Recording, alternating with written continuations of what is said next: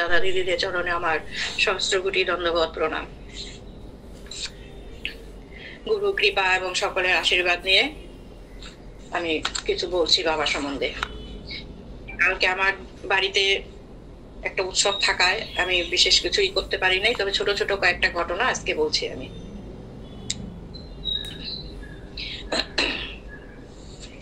বাবা যখন আমাদের এই গ্রামে থাকতেন তখনকার কিছু কিছু ঘটনা যা আমি প্রত্যক্ষ করেছি বা বাবা বলেছেন সেগুলি আমি বলছি। যেদিন বাবা শিলিগুড়ির থেকে আমাদের খারুবাজ গ্রামে আসলেন, তো বাবা আসবেন সকালবেলায় চলে আসবেন, তো আমি তাড়াহুড়ো করে ঠাকুরের পুজোটা দিয়ে নিয়েছি। আজকে বাবা আসলে বাবার দিকে ব্যস্ত থাকতে হয়, তখন বাবাকে নিয়ে আমরা সবাই আনন্দে থাকবো। তো আমি ঘরের যে পুজোটা সেটা করে নিয়েছি। আর সেদিন সেবায় দিয়েছিলাম আমি ক্ষীর, গোপালকে আমি ক্ষীর দিয়েছিলাম। তো বাবা এসে তো ঠাকুর ঘরে প্রণাম করেন প্রথমেই ঢুকেই, তখন শিব মন্দির ছিল না। তো বাবা এসে প্রণাম করে দেখলেন আমি ঠাকুরকে ক্ষীর দিয়েছি এবং ক্ষীরের উপরে তুলসী ফুল দিয়েছি। তো বাবা বলছে, মা তুমি সেবায় কি দিয়েছো? আমি বললাম, বাবা ক্ষীর করেছি, আমি নিজে ঘরের দুধ ছিল, দুধ দিয়ে ক্ষীর করে ক্ষীর দিয়েছি। ক্ষীরের উপরে কি ওটা? আমাকে তুলসী পাতার ফুল। আরে ফুল কেউ দেয় সে ভোগের উপরে? আমি তো এই তো দেখি নাই। তুমি ফুল যে দিলে, তুমি ফুলটা কি খেতে পারবে? তুমি ফুলটা আর ফুলটা যে তুলে ফেলবে, সেটাও তো কতটা ক্ষীর লেগে থাকবে ফুলের মধ্যে। ফুল দিতে নেই। আমি তবে কি দিব বাবা? বলে তুলসী দিবে। তুলসীটা তো খেয়ে নেওয়া যায়, কিন্তু ফুলটা তো আর খাওয়া যায় না। ভোগের উপরে ফুল দিতে নেই। শিখলাম বাবার কাছ থেকে একটা। তারপর বাবা বললেন যে আমি এই যে এতগুলো থালায় থালায় যে প্রসাদ দিয়েছি, সেটাও বাবা বললেন যে এতগুলো থালা বাটি গ্লাস সাজানোর কোনো প্রয়োজন নাই। তুমি একটা থালাতে ভোগ নিবেদন করো, একটার মধ্যে তুমি যা দিবে একটা থালায় দাও। আমি বাবাকে তখন জিজ্ঞেস করলাম যে একটা থালায় যদি দেই বাবা, তবে তুমি কিসে সেবা করবে? তোমার সেবাটা কি করবে, কিসে দিব? বাবা বললেন যে আরে আমি তো ওইটাই সেবা করি, গোবিন্দ ভোগ সেবা হয়ে গেলে পরে আমি সেই প্রসাদটাই আমি সেবা করি। আর কি বাবা তুমি নাও তো সেবা? হ্যাঁ আমি তো প্রত্যেক দিন নেই সেবা। তো যাই হোক, সেদিন ওই চান্সে বাবার কাছ থেকে মুখে এটা শুনে নিলাম কথাটা। তখন আমি বললাম যে বাবা আমার ঠাকুর ঘরটা তো অতি ছোট, এই ছোট্ট ঠাকুর ঘরে আমার ইচ্ছা একটু ঠাকুর ঘরটা একদিকে একটু করার ইচ্ছা ছিল, বাবাকে দেখালাম। বাবা বলে না না, এটাই ঠিক আছে, ছোট ঠাকুর ঘরেই ঠাকুর বিরাজ করে, আর ঠাকুর ঘর আলাদা করে করতে হবে না। তারপরে অন্য একদিন বাবা বলেছিলেন যে ঠাকুর ঘরটা বেডরুমে থাকলে খুব ভালো, শোয়ার ঘরে যদি কারোর ঠাকুর ঘর থাকে তবে সেটা ভালো। তো সেদিন আর এটা নিয়ে আমি কিছু প্রশ্ন করিনি। তারপর আমার ছেলে যখন গ্রাজুয়েশন কমপ্লিট করেছে, তখন তো কিছুদিন বসা, তো ওরও কিছু ইনকাম করার ইচ্ছা, ওর বন্ধুরা এটা সেটা করে, টুকটাক করে। তো কয়েকজন বন্ধু মিলে ওরা মাছের ব্যবসা শুরু করলো। তো ওকেও নয়নকেও বলছে যে তুইও চলে আয়, আমরা একসাথে ব্যবসা করি। তারপরে ও এসে বাড়িতে জানালো আমাদেরকে। আমাদের আবার কেউ কোনোদিন এরকম মাছের ব্যবসা করে না আর কি। তো আমি বললাম যে দেখ, মাছের ব্যবসা করবি, এটা তার চেয়ে তোর আমাদের দোকানটা আছে, ওইখানে কিছু নিয়ে বস তুই। তো বলে যে না, এটা ব্যবসায় অনেক লাভ, ওরা অনেক কামাই করছে, হ্যানা তেনা। তারপরে আমি ঠিক আছে, তো সায় দিলাম। তো শুরু করতে লাগলো। তো মাছের ব্যবসাটাও এরকমই, মানে মাছ নিয়ে যেতে হয় হয়তো বা সন্ধ্যা রাত্রে, সারাদিন ওই মাঝিরা মাছ মারে। তারপর ওখানকার যে হেড, সে মাপামাপি করে ওদেরকে নিয়ে গাড়ি করে আড়তে যায়, মাছের আড়তে। ওখানে গিয়ে মাছ দিয়ে ফিরতে ফিরতে ওদের রাত্রি 12টা 1টা 2টাও হয় কোনোদিন। তো এরকম আসে রোজই। তো প্রত্যেকদিন আসছে। তো একদিন হলো কি, ওরকম ওকে তো আমাদের বাজারে নামিয়ে দিয়ে অন্য লোকরা চলে যায়, ও তখন বাড়ি চলে আসে ঠিক রাত্রে 1টা কি 2টা বাজে এরকম। আর ও না আসা পর্যন্ত আমাদেরও ঘুম ধরে না, বসে থাকি, জেগে থাকি, আসবে, খাবে, স্নান করবে, খাবে। তারপরে তো সেদিন যখন ঘরে ঢুকলো, কোনোদিন ওর বাবাও দরজাটা খুলে, সেদিন আমি দরজাটা খুলেছি। খোলার পর দেখি ওর আপাদমস্ত ভিজা, একদম জলের মানে জল থেকে ডুবে উঠে আসলো, আর গায়ে কিছু কচুরি বানাও। আমি বলছি তোর এই অবস্থা কেন, তুই কোথার থেকে আসলি? কয় দিনহাটার থেকে। আমি তো এরকম ভিজা কেন তোর শরীর? কয় মা জানো আজকে কি হয়েছে? আমি যখন ওরা আমাকে এই রাস্তায় চৌপতি রাস্তা নামিয়ে দিল, আমি বাড়ি আসছি, আর আমাদের ওই রাস্তা চৌপতির থেকে আমাদের বাড়ি আসার রাস্তা এক রাস্তা, একদম সোজা রাস্তা, কোনো আঁকা বাঁকা নয়।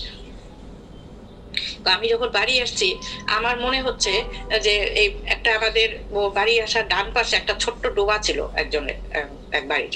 তো ওই বাড়ির ওইটা ভাবছি আমাদের বাড়ি, জানো। কয় আমি তো অত দূরে তুই বাড়ি ভাবলি কি করে?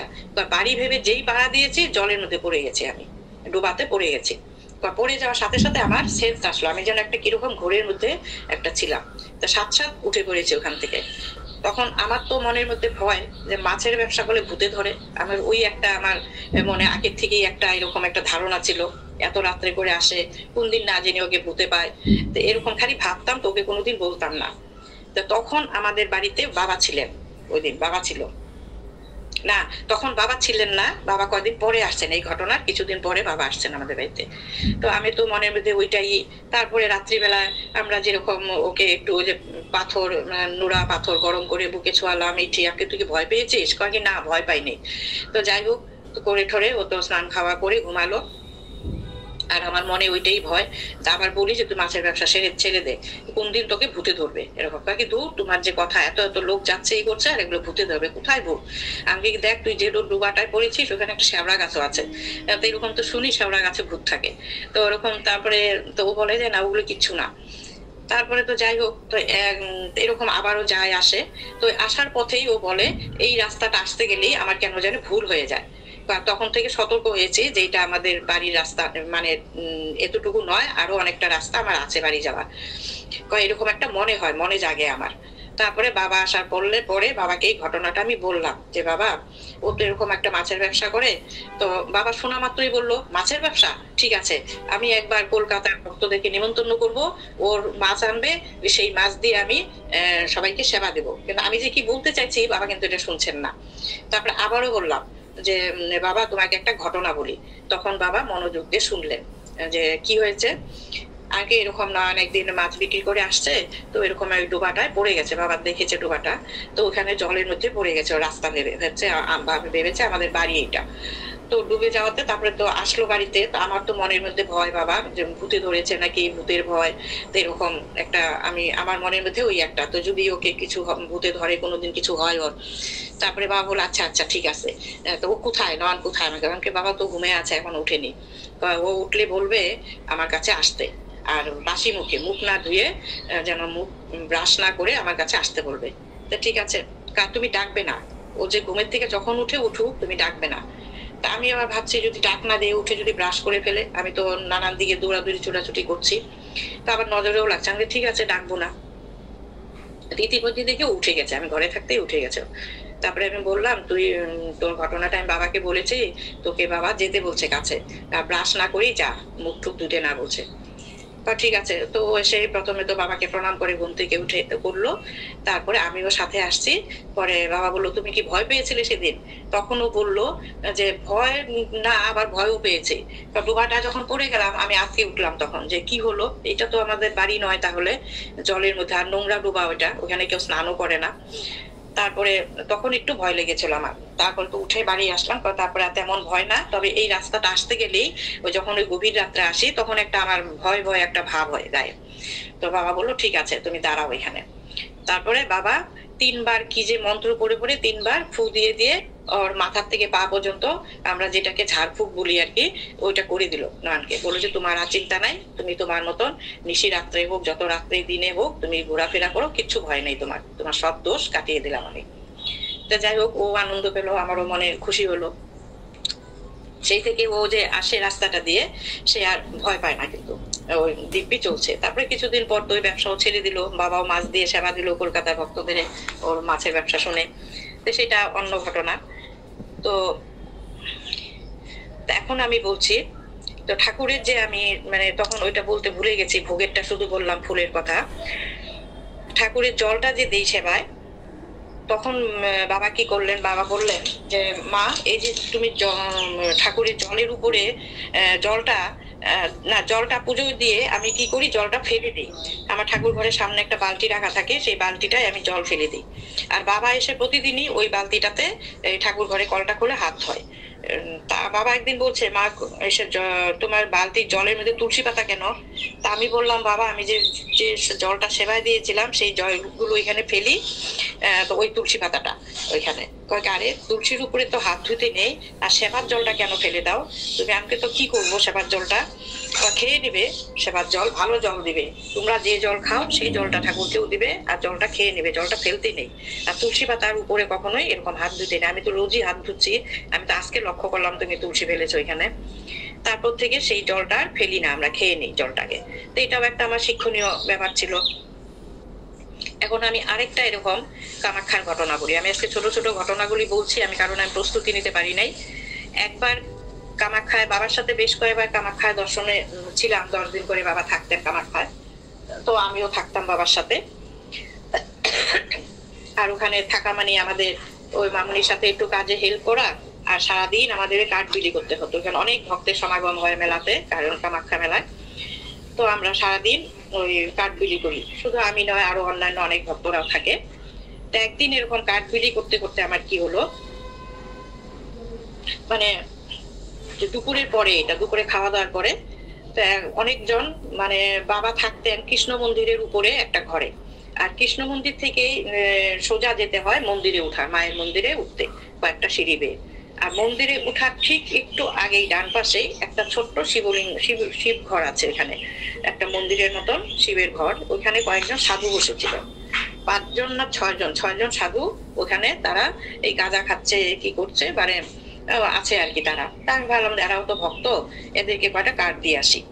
তা আমি একাই, তখন আমার সাথে যারা ছিল তারা মন্দিরের উপর উঠে গেছে। তা আমি কাঠ দিতে গিয়ে মানে সেখানে এক ভয়াবহ কাণ্ড ঘটলো আমার সাথে। তা আমি তো কাঠ দিয়েছি তাদেরকে, তারা কি করছে, সবাই মিলে 4 জন বসে তারা কি খাচ্ছিল, গাঁজা খাচ্ছিল, উঠে দাঁড়িয়ে গেল। তো নিয়ে আমার হাত থেকে মানে ঝটকা দিয়ে দিয়ে ওরা কাঠগুলো নিচ্ছে, টেনে টেনে কাঠগুলো নিচ্ছে আমার হাতে নিয়ে। ওরা দেখছেও না, ওখানে ফেলে দিচ্ছে কাঠগুলো। তো বলছে, আমাকে বলছে মানে ওরা এমন ভাবে আমার দিকে মানে তাকাচ্ছে, ব্যঙ্গ করে কথা বলছে, ওরা হিন্দি ভাষায় বলছে কথাগুলো, আমি সব বুঝতে পারিনি। তবে আমি বুঝতে পারছি এটাই যে ভালোই হইলো, আমরা একজন পেয়েছি, মানে এরকম বলছে আর কি। ওরা সবাই মিলে একই রকম আর হাসছে, আমার চারদিকে ঘিরে ঘিরে ফেলেছে, ওরা চারদিক ঘিরে আমাকে নিয়ে, মানে ওরা নৃত্য করছে আর বলছে এরকম। তো আমাকে বলছে বারবার এখানে প্রণাম করো, ওই শিব ঠাকুরকে প্রণাম করতে বলছে। তা আমি তো বসে, আমি তো তখন ভয়ে কাঠ হয়ে গেছি, আমাকে একই কাণ্ড, এরকম করে কেন আমাকে ঘিরলো ওরা। আমি বলছি যেখানে একজন এত বয়সে একজন বাবা আছেন, আপনারা দর্শন করুন। কোথায় আমার কথা শুনে, আমার তো কথা কিছুই শুনে না। বলছে আপনি এখানে প্রণাম করুন, আমাকে বলছে মা আপনি প্রণাম করুন, আমাকে মাও ডাকছে আবার এইভাবে। তা আমি হাত জোর করে প্রণাম করছি, বসতেও ভয় লাগছে আমার, যে বসে মাথা নিচু করে প্রণাম করব। তখন ওরা ভালোভাবে বলছে যে না বসে প্রণাম করতে, আমাকে বলছে বসে প্রণাম করতে ওদের ভাষায়। তা আমি তো বসছি না, আর আমাকে চতুর্পাশে ঘিরে রেখেছে ওরা। আমি যেখান থেকে বের হয়ে আসবো সেই রাস্তাটাও নেই, ছোট্ট জায়গা একটা। তারপরে আমি তো ভয়ে কাঠ হয়ে গেছি, এখানে আমি কি করব এখন।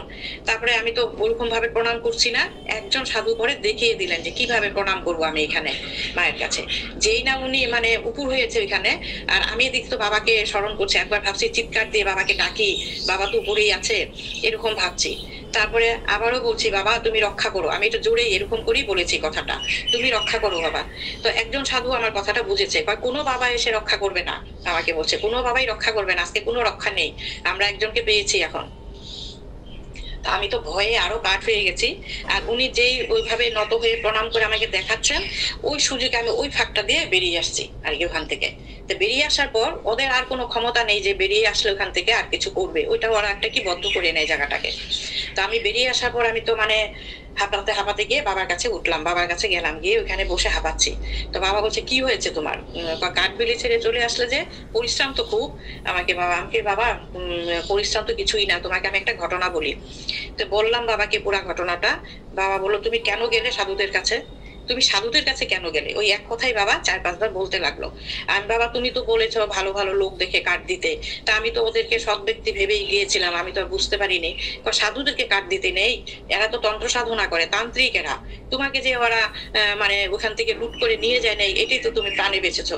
আমি কি বাবা আমি তো তোমাকে ডাকছিলাম, তোমার ডাকেই তুমি হয়তো আমাকে এইভাবে সরিয়ে আনছো বাবা, এটাই তোমার অশেষ লীলা। সাধুদের কাছে যাবে না, সাধুদেরকে কোনো কাঠ দিবে না, আর ওই জায়গায় তুমি আর যাবে না, কারণ তোমার পিছনে ছুটলো না ওরা, তুমি যখন ছুটে আসলাম কি না বাবা ওরা কেউ আসেনি, ওরা ওইখানেই ছিল।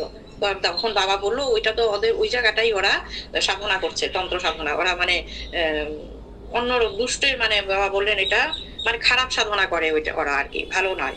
আর কামাখ্যা যারা সাধনা করে তাদের সাধনা নাকি সাকসেসফুল হয় ওখানে। তো যাই হোক এটা হলো। তো রাত্রিবেলা, পরের দিন রাত্রিবেলায় আমাদের ইচ্ছা জাগলো, ওইখানে উপরে একটা যজ্ঞ হয়, কামাখ্যা মন্দিরের উপরে বিশাল বড় একটা যজ্ঞ হয়, ওই সাধুরাই করে। তো অনেকেই দর্শন করতে যায় ওখানে। দর্শন করতে যায়। তো সেদিন ওখানে আমাদের আগরতলা প্রদীপ ছিল, তারপরে আরো অনেক আমার গুরু ভাই বোনরা ছিল। তো অনেক ছেলেরা মিলে প্রোগ্রাম করেছে, ওরা ওই যজ্ঞ দেখতে যাবে সেদিন। তো প্রদীপ ওরাও গল্প করছে এরকম আজকে আমরা ওইখানে দর্শন যজ্ঞটা দেখবো, এবং ওখানে ওই যজ্ঞের সামনে দাঁড়িয়ে বা বসে কেউ যদি কারোর মনস্কামনা বলে, মনের কথা, তাহলে সেই মনস্কামনা সিদ্ধ হয়। তো আমরাও তখন তন্দ্রা ছিল, তন্দ্রা বললো কাকিমুনি চলো না আমরাও যাই ওখানে দেখে আসি কি হয়, আমরা তো দেখি নাই কোনোদিন, এটা কতবার আসি কামাখ্যায়। আমি বললাম হ্যাঁ তাই তো, আমিও তো এত বছর 8-10 বছর যাবৎ বাবার সাথে কামাখ্যায় আসছি, ওই কোনোদিন তো জানিও না যে ওখানে যজ্ঞ হয় বা কিছু, বাবাও কোনোদিন বলেনি, তবে বাবার কাছে শুনিনি। তা তন্দ্রা বললো না না বাবা ঘুমায় পড়ছে, বাবাকে এখন ডাইকো না। আমি তো কি না, তা আমার মনে মধ্যে একটা দ্বিধা যে বাবাকে না বলে যাব, আবার যদি ওরকম হয় ওই সাধুর মতন, তো এরকম একটা ভয় মনে। তারপরে তো ওরা গভীর রাত্রে প্রদীপ ওরা চলে গেল, আমাদেরকে ডেকেছিল, আমি বলছি তোমরা যাও, আমি আর তন্দ্রা তো আছি, আসছি পরে। তা আমার ইচ্ছা বাবাকে জিজ্ঞেস করে তারপরে যাব। তো বাবা তো কিছুক্ষণ বাদে বাদে বাথরুম যাওয়ার জন্য উঠে, তো তখন বাবা রাত্রি 1টা বা 1:30 বাজে বাথরুমের জন্য উঠেছে। তখন আমি ওই সুযোগে বাবাকে বললাম বাবা এখানে যে উপরে একটা যজ্ঞ হয়, আমি আর তন্দ্রা যাই ওখানে একটু দেখে আসি। বাবা বলে সর্বনাশ, ওখানে যেও না। ওখানে যাবে কেন? আমি বললাম না আমাদের ছেলেরা তো গেছে, তো ওরা তো আছে, ওখানে নাকি খুব সুন্দর একটা দেখার মতন যজ্ঞ হয়। বাবাকে না না, ওখানে গেলে তো মায়েদের যেতে নেই, ওখানে মায়েদের যেতে নেই, মায়েদের গেলে ওরা তোমাদেরকে উধাও করে দেবে, ওখান থেকে ভস্ম করে দেবে। তো এই শুনে তো তন্দ্রা বলে কাকিমুনি চলো শুয়ে পড়ি। তা আমরাও তো শুয়ে পড়লাম, আর গেলাম না। তারপরে যথারীতি সেই রাত্রেই, যখন তো 2টা কি 2:30 বাজে, আমরা শোয়ার একটু বাদে বাদেই আমাদের দরজাটা, ওই যে প্রদীপ ওরা গেছে যে, তা আমরা দরজাটা লাগাইনি, এটা দোষটা আমাদেরই, দরজাটা না লাগিয়েই এই চাপানো ছিল দরজাটা, শুয়ে পড়েছি। কিছু 5-6 জন সাধু ওরকম মানে কপালে ই দেওয়া, তিলক দেওয়া, গায়ে গেরুয়া ভূষণ, রুদ্রাক্ষের মালা, হাতে কি কমণ্ডলের মতন কি কি এরকম হাতে নিয়ে ঠিক এসে বাবার ঘরটা ঢুকে পড়েছে। আর বাবাও তখন বাথরুম করে সবে শুয়েছে। আমি আর তন্দ্রা তো জাগাই, তো আমরা দুজন উঠে বসে পড়েছি। আমি কি ব্যাপার, এসেই মানে ওরা ওদের একটা কি আওয়াজ দিয়ে কি কি বা বলছে, কোথায় সাধু বাবা, কোথায় সাধু বাবা আছে, আয় তুই বেটাকে তোকে দেখে নিব, এরকম বলে ওরা ঢুকেই হামলা করছে। আর বাবা কিন্তু শুয়েই আছে চুপচাপ। তারপরে কিছুক্ষণ পর, তা আমরা তো ভয়ে কাঁদছি, বাবাকেও ডাকতে পাচ্ছি না, বাবা হয়তো বা শুনতেও পাচ্ছে জানি না, বাবা তো সবই শুলো বাথরুম করে। তারপরে তো আমরাও তো ভয় পাচ্ছি, তা আমাদের দেখে ওরা খুব আবার ওই যেরকম হাসাহাসি করছে আর কি। আর আমি আর তন্দ্রা তো কাঠ হয়ে দুজনে দুজনকে ধরে বসে আছি। তারপরে না পেরে বাবাকে বললাম বাবা, খালি বাবা ডাক্তার দিয়েছে। বাবা উঠে বসলো, তখনই উঠে বসে বাবাকে বললো যে কোথায় সেই সাধু বাবা। ওরাও বাবাকে চিনতে পারেনি। তো বাবা বলছে আমি তো জানি না কে সাধু বাবা, এটা ঘর নয় সাধু বাবা, অন্য কোথাও আছে, তোমরা অন্য কোথাও খুঁজো। তো বলার সাথে সাথে ওরা ঘর থেকে বেরিয়ে গেল, আর সাথে সাথে আমরা দরজাটা লাগিয়ে দিলাম। মানে এরকম মানে বাবার সাথে থেকে থেকে এগুলো অনেক আমাদের অভিজ্ঞতা, বা বাবার ক্ষমতার দ্বারাই যে বাবা ওদেরকে তাড়িয়ে দিলেন, এটাই আর কি বুঝতে পারলাম যে অশেষ শক্তির দ্বারা। বাবাও তো শক্তি মন্ত্র ধ্যান করেছিলেন অনেকদিন। আর তখন বাবাকে সকালবেলা যখন জিজ্ঞেস করলাম, বাবা বললেন যে এরা তো তান্ত্রিক, এরা মানুষের ক্ষতি ছাড়া ভালো করে না, ক্ষতিটাই বেশি করে, ভালোটা খুব কম করে এরা। তারপরে আমি বাবাকে বললাম তুমি যদি ওইভাবে না বলতে তাহলে কি হতো। বাবা বলে হতো না কিছুই, আমাকে তো কিছু করতে পারতো না, তোমরা তো ছিলে মায়েরা, ওই জন্যই আমি ওরকম মিথ্যা বলতে, সময়েতে মিথ্যা বললেও মানে কোনো অসুবিধা নেই, ক্ষতি নেই কিছু, সুবিধা অসুবিধা মিথ্যা কথা বলতে হয়। গুরুদেবের চরণে শত শত কোটি দণ্ডবত প্রণাম। গুরু ভাই বোন দাদা দিদি সবার চরণে, ভক্তবৃন্দ চরণে আমার শত কোটি দণ্ডবত প্রণাম। বাবার কৃপা এবং সকলের আশীর্বাদ মাথায় নিয়ে আমি বাবার কথা বলার চেষ্টা করছি, ভুল ত্রুটি ক্ষমা করবেন।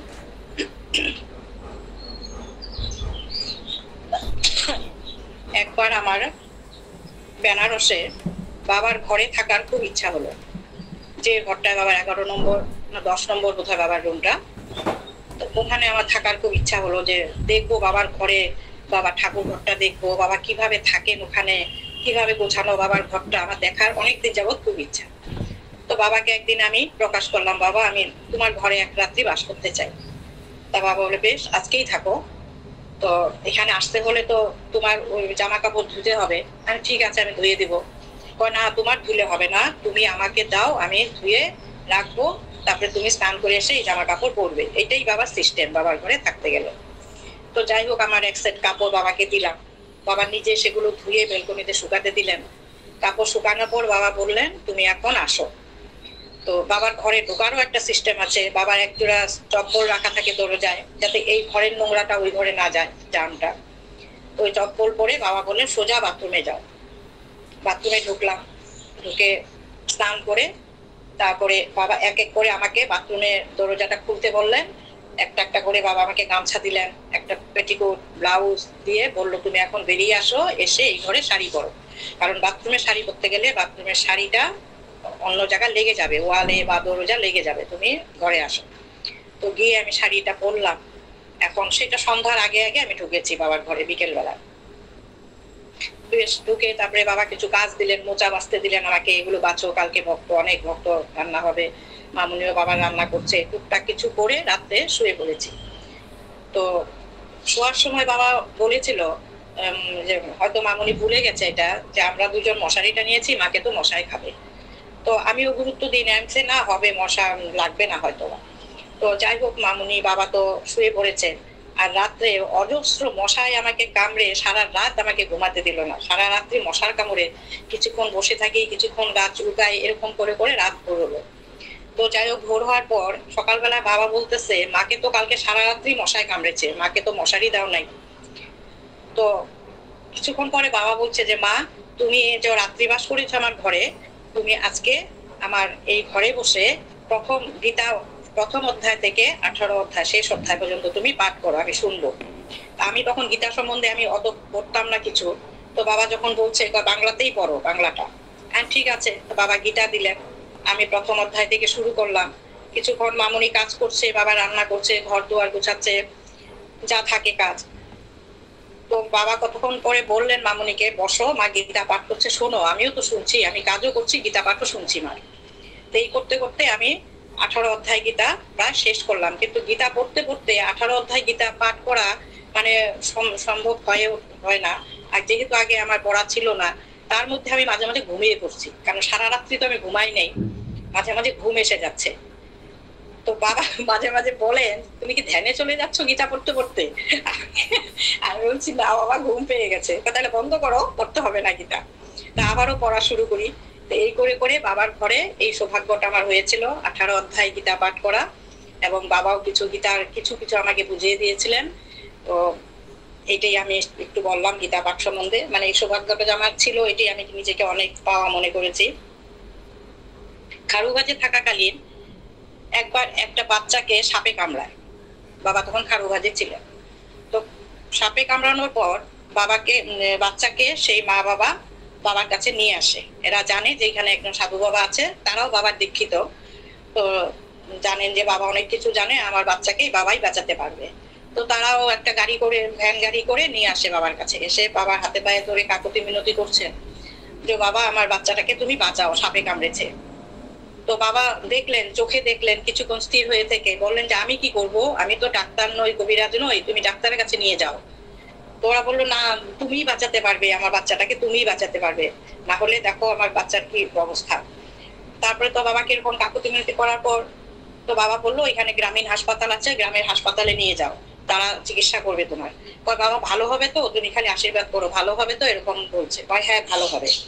তো তারা বাবার কথা মতো নিয়ে গেল হাসপাতালে। কিন্তু হাসপাতালে তেমন কিছু ট্রিটমেন্ট হয়নি। এটা যে মানে বাবার দৃষ্টিতে বাবাই যে সারিয়ে দিয়েছে, এটা ওরা, তার বাচ্চার মা বাবা এটা বুঝতে পারলো না আর কি। তাদেরও দেখলো যে হাসপাতালে গিয়ে তারা যৎসামান্য যতটুকু চিকিৎসা করার করলো, গ্রামীণ হাসপাতালে এখানে তেমন উন্নত চিকিৎসা নেই। তো এটাও হলো। তো তারাও তখন পরে বুঝতে পারলো যে এটা বাবারই লীলা, বাবার মহিমাই। পরে বাচ্চাটাকে নিয়ে এসে পরে বললো যে বাবা এটা তোমারই লীলা খেলা, নতুবা আমার বাচ্চাটা এত তাড়াতাড়ি সুস্থ হতে পারতো না। যাই হোক, হয়তো বা এটা বাবারই খেলা ছিল। তো এখন একটু বলছি আমাদের বাড়িতে যে শিবলিঙ্গ প্রতিষ্ঠা হয়েছে সেটা সম্বন্ধে একটু বলি। তো এই শিবলিঙ্গটা বাবা যখনই বাবা শিব মন্দিরের দিকে যান, তখনই ওইখানে শিব বানানো হয় একটা জায়গায়। তো ওখানে গিয়ে বাবা প্রতিদিনই প্রায়ই যেতেন, সবসময় তার বেরোতেন না। গিয়ে এই শিবলিঙ্গটা বাবার খুব পছন্দ, অনেক দিন যাবত বাবা দেখে রাখছে যে কোথায় বসাবে বাবা। এই শিবটা বাবার ভীষণ প্রিয় এবং খুব পছন্দের শিব। যখনই বাবা মানে বেরোন, ওই শিবকে দেখতে যান, যে শিবটা আমাদের বাড়িতে পাঠিয়েছে। তারপরে বাবা আর প্রতি বছর যখন বাবা খারুভাজে আসতেন, খালি বাবা বলতেন যে মা এখানে একটা মন্দির করো, এই জায়গাটা একটা মন্দির করো, যেখানে যজ্ঞ হয়েছিল সেই যজ্ঞের জায়গাটা একটা মন্দির করো। যজ্ঞের সাইডে। তা আমরা গায়ে লাগাতাম না, কে মন্দির রক্ষা করবে, কে পূজা করবে, কে কি করবে, তো বাবার কথায় পাত্তা দিতাম না। তো 2-3 বছর এরকম বলার পর যখন চারবার এবার বাবা আসলো, তখন বাবা বললো কালকে মিস্ত্রি ডাকো, কালকে শুভ দিন আছে, আমি নিজে হাতে মন্দির স্থাপন প্রতিষ্ঠা ভিত্তি স্থাপন করে যাব, মিস্ত্রি ডাকো, সিমেন্ট বালু আনো, আমি এটাকে ভিত্তি স্থাপন করব। তো যাই হোক, এখন তো আর না করা যায় না। বাবা নিজে হাতে দিনক্ষণ দেখে মন্দিরের কাজ শুরু করে দিয়ে গেলেন। বাবা বললো এখন তোমরা কাজ শুরু করো, আমি আগামী বছর এখানে শিব প্রতিষ্ঠা করব, শিব মন্দির তৈরি করো। হলো, মন্দিরে কাজ শুরু হলো, আর এদিকে বাবাও শিবলিঙ্গ কিনে বাড়িতে রাখলেন, বাবার আশ্রমে রাখলেন। তারপর 1 বছর পর যখন আমাদের মন্দিরটা 7-8 মাস বা 9 মাস এরকম লেগেছে তৈরি করতে, তৈরি হওয়ার পর বাবা তখন বলল যে তোমরা এবার জন্মোৎসবে খারুবাজের কয়েকজন শক্তিশালী ছেলেকে নিয়ে আসো, সাথে তোমার ছেলেকেও আনো, শিব নিয়ে যাবে এবারে, আর আমি আগামী বছর এই শিব প্রতিষ্ঠা করব। ঠিক আছে, আমরাও গেলাম, আমাদের খারুবাজের ছেলেরাও গেল, আমার ছেলেও গেল। তো এই শিব আনারও একটা মহিমা আছে। শিবের ওজন হলো 80 কেজি। তো বাবা যখন শিবটা যখন আমরা নিয়ে আসি, তখন তো ওখানে অনেক ছেলেরাই ধরাধরি করে আমাদের গাড়িতে তুলে দিল। তারপরে যখন আমরা বেনারস থেকে ট্রেনে উঠাবো, তখন তো কেউ নেই ওখানে, কুলি লাগবে আমাদের। তো কুলি খুঁজছি, এই সময় আমাদের শিলিগুড়ির যে দিলীপ, ও বলতেছে, দিলীপ পাল, ও বলতেছে যে দিদি আপনারা কেন কুলি খুঁজছেন, শিব বাবাকে কুলি দিয়ে নিব, আমি তুলে দিব। তো ওর কথাতে আমরা ভাবলাম তুমি পারবে একা? হ্যাঁ, একাই পারবো।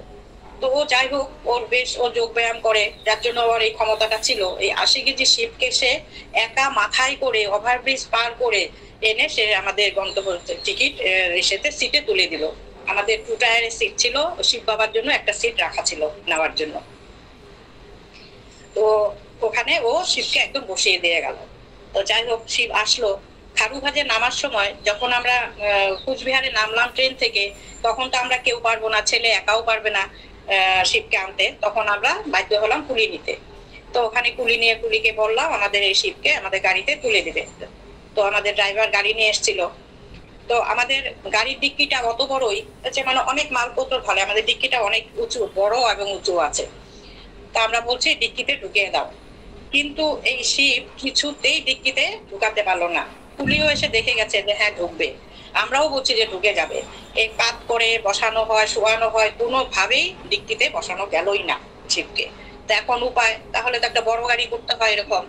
তখন হঠাৎ আমার ছেলে বলল যে দেখি না সামনের সিটে বসানো যায় কিনা। তখন সামনের সিটটা তো আরো নিচু, তো ওখানে তো হবেই না। আমরা বলছি এখানেই ঢুকছে না ডিক্কিতে, সামনের সিটে কি করে হবে? তো বলছে না দেখা যাক, আনো। তারপরে ইজিলি সামনের সিটে মানে শিব ঢুকে গেল, একদম বসে গেল। মানে ওখানে সবসময় বাবা এই গাড়ি সবসময় আমরা যতবার আনা নেওয়া করেছি ওই সামনেই বাবা বসতেন। তো এখন মানে শিবেরও ইচ্ছা ওইটা যে কেন পিছনে আমি ডিক্কিতে যাব, আমি সামনেই বসে যাবো। এটা শিবেরই একটা লীলা ছিল, মহিমা একটা, না হলে কেন এরকম হতো হবে। এখন তো দেখো শিব আনা হয়েছে, শিব পুজো তো হচ্ছে না, লকডাউন পড়ে গেল। যে বছর বাবা কথা দিয়েছিলেন সেই বছর লকডাউনের জন্য সবকিছু বন্ধ, গাড়ি ঘোড়া বন্ধ, বাবার আসা বন্ধ, আমাদের এদিকে গেট লাগানো, চিঠি ছাপানো, বিলি করা কিছু সব হয়ে গেছিল। কিন্তু লকডাউনের ইসেতে বাবারও আসা হচ্ছে না। তো বাবা বলে কিছু হবে না, পরে আমি পরের দিনক্ষণ দেখে আবার করবো। তো আর হয়েই উঠছে না। এই করতে করতে 5 বছর চলে গেল। তারপরে বাবার পদ্মশ্রী চলে আসলো, সেই পাওয়াতে বাবারও বিভিন্ন জায়গায়, বড় বড় জায়গায় বাবাও যেতে লাগলেন, অনেক জায়গায় ডাক পড়ে যায়।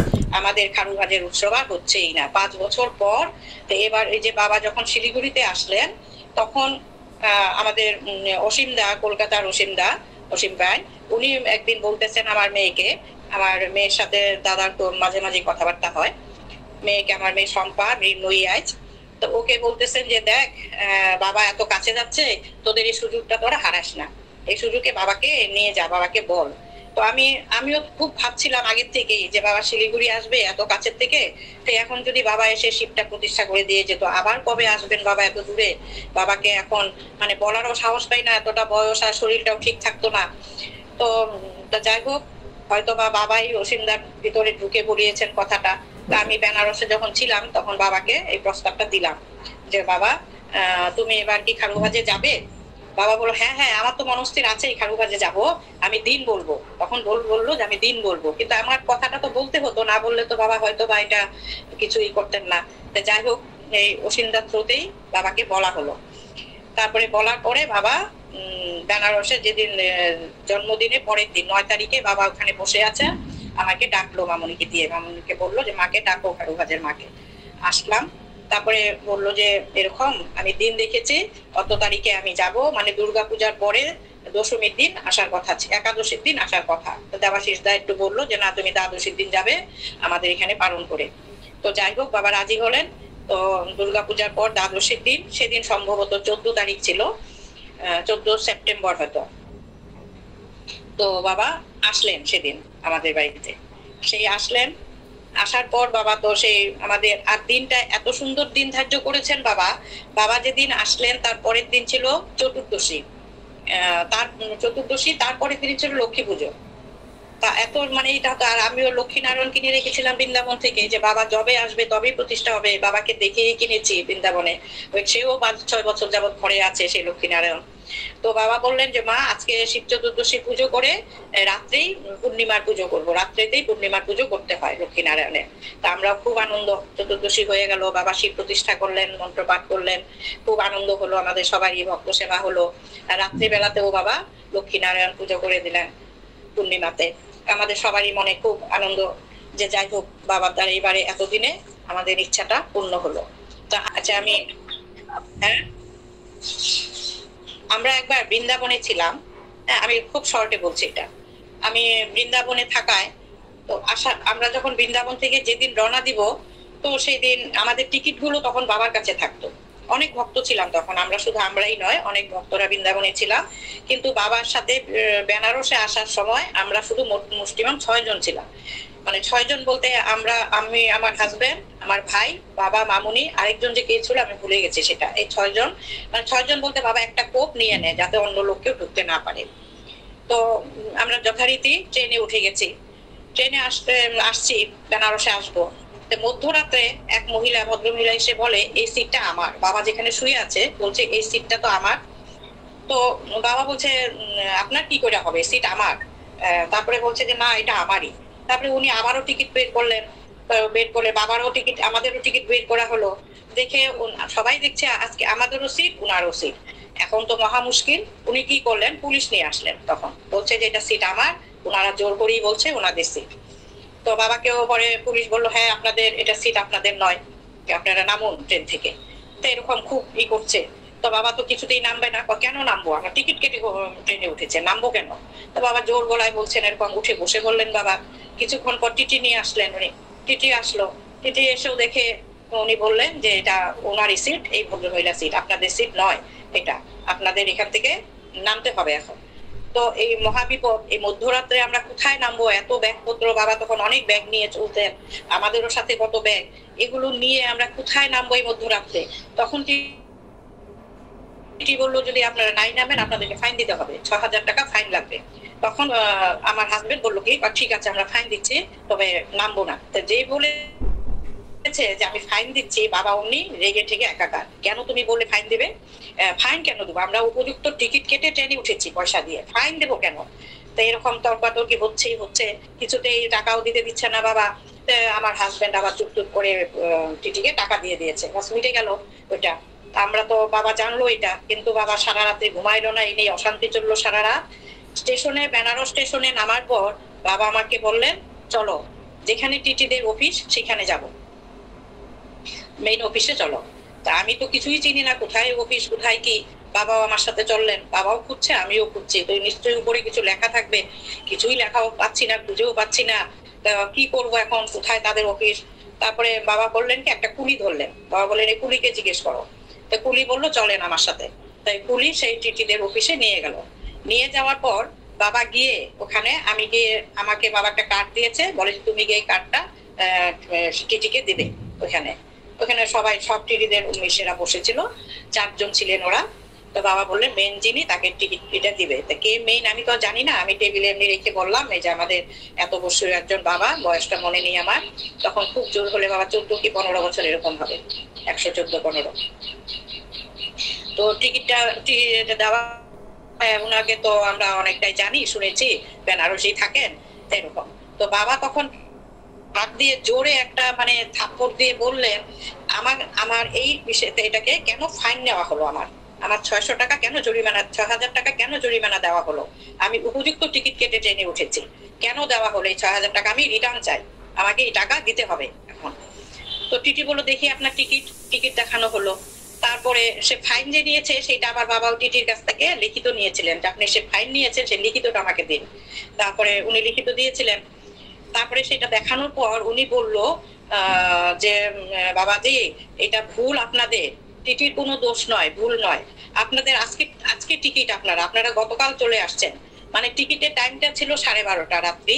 তো বাবা এটা বুঝতে না পেরে, আমরাও তো জানি বাবা যেটা বলেছে ওটাই ঠিক, আর বাবাও খেয়াল করতে পারিনি, যেহেতু আমাদের আগের দিন আমরা চলে আসছি তাই জন্য আপনাদের এই ফাইনটা হয়েছে, এটা আপনাদের, দোষটা আপনাদেরই।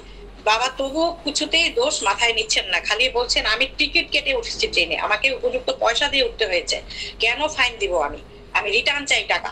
মানে জোর গলা যখন বাবা বলতেই থাকলেন তখন টিটি 4000 টাকা বাবাকে রিটার্ন দিলেন। বাবা পেয়ে পরে বলে মা চলো। বাইরে এসে বাবা সেই হাসি, বলে যে সব জায়গায় সবকিছু ই করলে, আমি তো জোর চুরি করছি না, চুরি করছি না, আমার টাকা আমি নিব, কেন সে টাকা নেবে? আমি বলছি বাবা ভুলটা তো আমাদেরই, বা হোক ভুল, সিট তো আমার ছিলই, সিট তো খালি খালি ছিল, আমরা কেন মানবো এটা? উপযুক্ত সময় বিশেষে উপযুক্ত কথা বলতে হয়। তো এইটাই ছিল বলা। যাই হোক, কালকে আবার আমি আর একটু বলবো। প্রণাম সবাইকে।